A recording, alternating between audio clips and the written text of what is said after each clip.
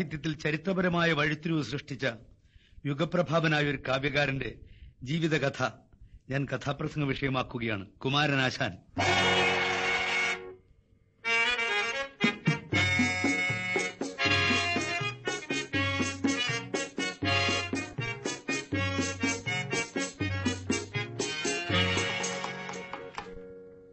മണമ്പൂര് ഗോവിന്ദനാശാന്റെ വീട്ടിൽ നിന്ന് വിദ്യാഭ്യാസം കഴിഞ്ഞ് മടങ്ങിയെത്തിയ കുമാരൻ അന്നൊരു ദിവസം സ്വന്തം വീട്ടിനടുത്തുള്ള ക്ഷേത്രാങ്കണത്തിൽ ഒരു പുസ്തകം വായിച്ചുകൊണ്ടങ്ങനെ ഉലാത്തുകയായിരുന്നു.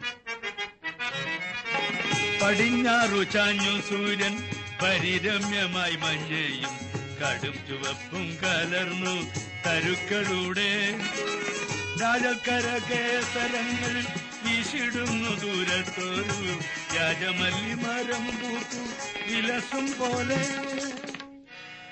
തസ്മിന്നദ്രൗഗതിജതപരാവിപ്രയുക്ത സകാമി നീത്വാമാസൻ കനകവലയ ഭ്രംസരിക്ത പ്രകോഷ്ഠ. ഇങ്ങനെ മേഘസന്ദേശവും വായിച്ചു പോകുന്ന ആ 18കാരനെ കണ്ടാൽ മനയ്ക്കലേ ഉണ്ണിയെന്നേ ആരിക്കും തോന്നുകയുള്ളുവല്ലോ. പൊട്ടുതടിച്ചും തടിക്കാതെയും പൊട്ടുവെളുത്തും വെളുക്കാതെയും കാണുന്നോർക്കിമ്പം വളർത്തിടുന്ന കണ്ണും കനത്ത കവിൾ തടവും കവിൾത്തവും. പുസ്തകം വായിച്ച ചെറുപ്പക്കാരൻ ക്ഷേത്രത്തിന് തെക്കുവശത്തെ കുളത്തിന് കരയ്ക്കെത്തി. കുളത്തുനിന്നൊരു പെണ്ണ് കുളി കഴിഞ്ഞ് കയറി വരുന്നു. കൂന്തൽ കുടഞ്ഞു വിടർത്തിയിട്ടീറനാം പൂന്തുകിലാൽ മുലക്കച്ച കെട്ടി പൂന്തുകിലാൽ മുലക്കച്ച കെട്ടി. കുമാരന്റെ ബാല്യകാല സഖി വടക്കേ വീട്ടിലെ പാർവതി മുക്കി നിറച്ചു തുടച്ചൊരു മൺകുടം മുഖയാളെന്തും അരയ്ക്കുമേലിൽ ഒരൊക്കത്തു കുടവും വെള്ളൂ. മറ്റേ കയ്യിൽ ചെമ്മേ വിടർന്ന വെള്ളാമ്പലപ്പൂവുകൾ ചേലിലോരോ മൽക്കരത്തിലേന്തി വിശ്വം വരക്കും മധുരസ്മിതവുമായി നികുലതായി നിൽക്കുന്നു ചാരേ. കുളി കഴിഞ്ഞ് കയറി വരുന്ന പെണ്ണിനെ അസ്തമന സൂര്യന്റെ അന്തിക്കതിരുകൾ കൂടി തഴുകിയപ്പോൾ കുമാരന് തോന്നി അവിടെ ഒരു ജലദേവതയാണ്. കുമാരന്റെ മനസ്സൊന്ന് വികലമായി. ഇവർ രണ്ടുപേരും കുട്ടിക്കാലത്ത് ഈ കുളക്കടവിൽ വന്ന് കുളിച്ചിട്ടുണ്ട്, കളിച്ചിട്ടുണ്ട്. കുമാരൻ കുളി കഴിഞ്ഞ് തലതോർത്ത് നിൽക്കുമ്പോഴായിരിക്കും പെണ്ണിന്റെ ഒരു ആവശ്യം. കുമാരാ, എന്താ പെണ്ണ്? ആ കുളത്തിൽ ഒത്തിരി ആമ്പൽപ്പൂക്കൾ, ഒന്നെനിക്ക് പറിച്ചു തരുമോ? കുമാരൻ കുളത്തിലേക്ക് എടുത്തൊരു ചാട്ടമാണ്. പായലും നീർക്കോലും നിറഞ്ഞ കുളത്തിൽ നീന്തി ചെന്ന് ആമ്പൽപ്പൂക്കൾ പറിച്ച് തിരികെ നീന്തി വന്ന് അതെല്ലാം പെണ്ണിന് സമ്മാനിക്കും. പെണ്ണ് കുളി കഴിഞ്ഞ് മുടി മുകളിൽ കെട്ടിവെച്ച് മുനിയെപ്പോലിരിക്കും.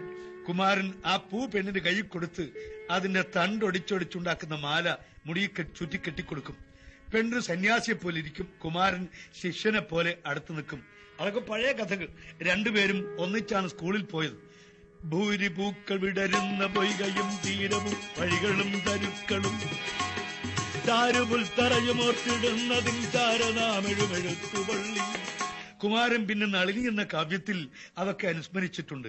ഉച്ചയായി തണലിൽ അഞ്ഞു പുസ്തകം വച്ചു മല്ലിക അറുത്തിരുന്നതും മെച്ചമാർന്ന ചെറുമാല കെട്ടി കൊച്ചുവാമുടിയിൽ അങ്ങണിഞ്ഞതും. പക്ഷെ കുമാരൻ മണമ്പൂര് ഗോവിന്ദനാശാന്റെ അടുത്ത് പഠിക്കാൻ പോയപ്പോഴേക്ക് ഈ പഴയ കഥകളൊക്കെ മറന്നിരിക്കുന്നു. വളരെ നാളുകൾക്ക് ശേഷം ഇന്ന് ആദ്യമായി കാണാൻ കിട്ടിയതാണ്. കുമാരൻ ചോദിച്ചു, പാർവതി, നീ കുളി കഴിഞ്ഞോ? കുളി കഴിഞ്ഞു. ഈ ആമ്പൽപ്പൂ ഒക്കെ നിനക്കെങ്ങനെ കിട്ടി? ഓ, മറ്റാരും പറിച്ചു തന്നില്ലെങ്കിൽ എനിക്ക് പൂ കിട്ടൂലേ?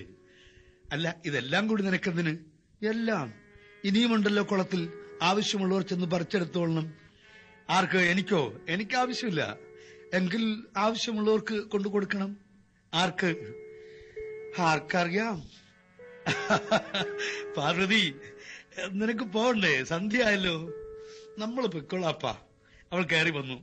അടുത്തെത്തിയപ്പോ കുമാരൻ പഴയ സ്വാതന്ത്ര്യം വെച്ച് പെണ്ണിന്റെ അടുത്തിന്ന് കുടം പിടിച്ച് ചരിച്ച് ഒരു കൈക്കുമ്പിൾ വെള്ളമെടുത്തു തന്റെ മുഖത്ത് കുടഞ്ഞു. കുടം പിടിച്ച് ചരിച്ചപ്പോൾ രണ്ടുപേരുടെയും കൈകൾ പരസ്പരം തൊട്ടു. പെണ്ണിന്റെ ശരീരമാസകലം കോരിത്തെരിച്ചു. അവൾ നടന്നകലുന്നു. കദളിക്കനി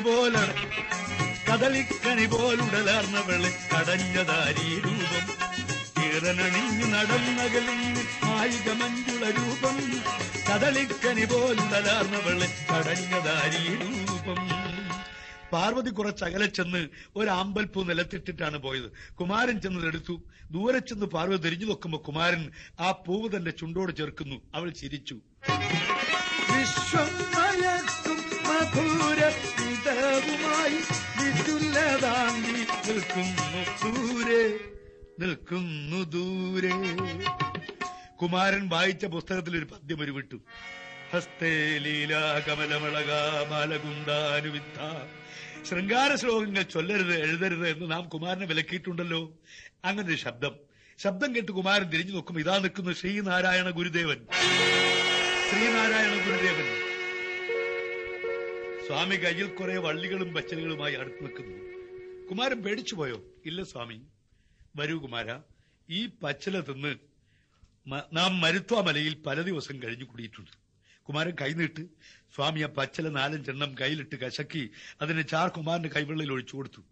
5 മിനിറ്റ് കഴിഞ്ഞപ്പോൾ അത് അപ്പം പോലെ ഉറഞ്ഞു. സ്വാമി അതെടുത്ത് ഒടിച്ചു പകുതി കുമാരന്റെ നാക്കിലിട്ട് കൊടുത്തു, പകുതി സ്വാമിയും തിന്നു. ആ തിന്നതിന്റെ രുചിയൊന്നും കുമാരന് ഓർമ്മയില്ല. കുമാരന്റെ മനസ്സ് നിറയെ സ്വാമി. പാരിലില്ല ഭയമെന്നു വേറെയുണ്ടാരിലും കരുണയെന്നും ഏതിനും പോരുമെന്നും അരുളി പ്രസന്നമായി ധീരമായ മുഖകാന്തിയ അവൻ. കുമാരൻ പിന്നെ പദ്യം വല്ലതും എഴുതിയോ? ഇല്ല സ്വാമി. ശൃംഗാര പദ്യങ്ങൾ എഴുതരുതെന്ന് നാം വിലക്കിയതുകൊണ്ടാണോ? സ്വാമി, ശൃംഗാരം രസരാജനാണെന്ന് ആലങ്കാരികന്മാർ പറയുന്നുണ്ടല്ലോ. അതെ, അത് ശരിയാണ്. പക്ഷേ സ്ത്രീ സൗന്ദര്യം കണ്ടു നമ്മുടെ കണ്ണഞ്ചിപ്പോകരുത്. അപ്പോൾ കുമാരന് സ്വാമിയുടെ ഒരു പദ്യം ഓർമ്മയിലെത്തി. തലമുടി ഗോതിമിനുക്കിതക്കയിട്ട കൊലമതയാന കുലുക്കി കൊമ്പുരണ്ടും തലയുമുയർത്തി വിയത്തിൽ നോക്കി നിൽക്കും മുലകളുമെന്ന വലയ്ക്കൊലാ മഹേശ. സ്വാമി, ഇതെന്റെ വീടാണ്. വീട്ടിലൊന്ന് കയറിയിട്ട് പോകാം. ഇല്ല, ഇനി ഒരിക്കൽ വരാം. സ്വാമി ദൂരെ ചെന്ന് അപ്രത്യക്ഷനാവുന്നു. കുമാരന്റെ മനസ്സിൽ പിന്നെയും പ്രത്യക്ഷപ്പെട്ടത് വിശ്വം മയക്കും മധുരസ്മിതവുമായി നിൽക്കുന്നു ദൂരെ. പിന്നെയും 2 ആഴ്ച കഴിഞ്ഞു. കുമാരൻ മണമ്പൂര് ഗോവിന്ദനാശാന്റെ വീട്ടിൽ പോയിട്ട് മടങ്ങി വരികയാണ്. പാർവതിയുടെ വീട്ടിനടുത്ത് വന്നപ്പോൾ ആ മുറ്റത്ത് വമ്പിച്ച ജനക്കൂട്ടം. അകത്ത് നിലവിളി കേൾക്കുന്നു. കുമാരൻ അങ്ങോട്ട് ചെന്നു. ആൾക്കൂട്ടം ഭേദിച്ച് അകത്തിക്കുന്നു. ഇതാ പാർവതി മരിച്ചു കിടക്കുന്നു.